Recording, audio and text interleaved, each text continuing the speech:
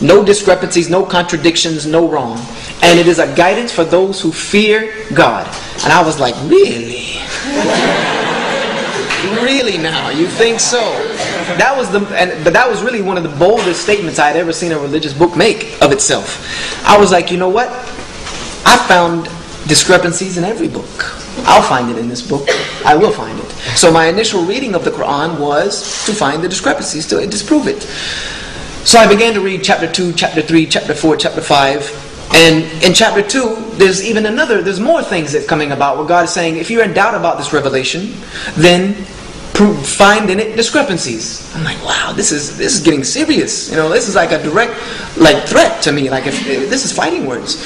There's another one that says, if you're in doubt about this revelation, bring one something like it. And if you can't, it's not only that, it says, if you are doubt about this revelation, bring something like it and call everyone you wish to help you do it. And God says that if you can't do it, which you cannot, then you need to fear my fire, whose fuel will be men and stones. And I'm just like, this is heavy. It's real heavy. So I started reading chapter 2, chapter 3, chapter 4, chapter 5, and I start to notice names that I recognize. I noticed Noah, Lot, Abraham, Moses, David, Zechariah, John the Baptist, Jesus. And I'm like, wait a minute, I know all of these people. I know all of these people and I've read about them before. But there was something different about these people in this book. The people in this book, Noah was the greatest human being of his time. He was a perfect human being of his time.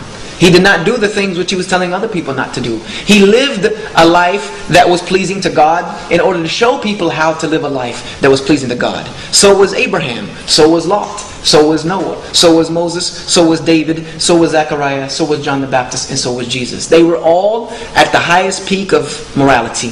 They were all at the highest echelon of character. And they lived the message that they preached. And I looked at these people in this book and I said, these are prophets. These are messengers. They delivered the message not only with their speech, but with their actions. They did not do the thing which we have all heard before, don't do as I do, but do as I say. They did what they said they were supposed to be doing. So I said, these are prophets. When I read the nativity story of Jesus Christ in the Quran, it overshadowed any nativity story that I had ever read. It was like the sun against the moon. When I read the nativity story in the Quran about Jesus' birth. When I read 3 chapters of the Quran, chapter 3, chapter 17, and chapter 19, every single question I had about the life of Jesus Christ was answered without question. Without question. And by the time I was addicted to the book, I was highly addicted. It took me 3 days. Sunday night, I got to chapter 114, which is the end. And when I put down chapter 114 and closed the book, I was by myself on Sunday night, and I did have tears in my eyes. And I said to myself that this is the book. It has no doubt in it. And it is a guidance for those who fear God. This is the evidence. This is the proof. This is the truth. I said, I want to be a Muslim. I don't care what it is. I don't care what else they believe. If they follow this book, then they're on the right path. Because this book is the proof. This book is tangible evidence that I could not find fault with in my first reading. And after my 100th, 200th, 300th reading, I still have not been able to find the fault. Nor has anyone been able to find the fault in 1400 years that it has existed. Many people have tried and they have failed.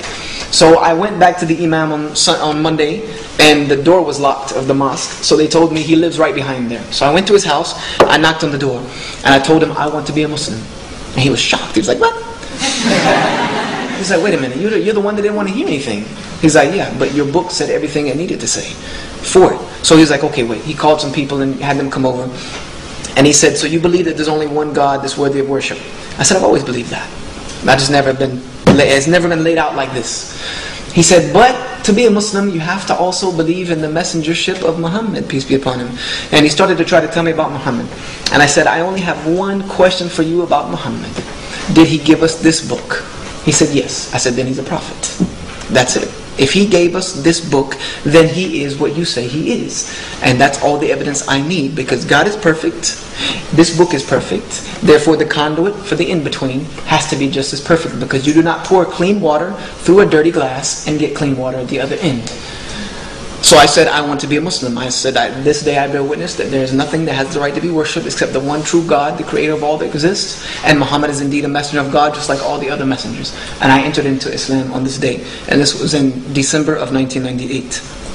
And that's pretty much it. And I tell my story all throughout the world just for the simple fact that I don't want anyone to be struggling and have to struggle that wants to know the truth about God and His message for humanity. I don't want anyone else to have to go through what I went through, because there are very, very simple things that could have happened that I would have never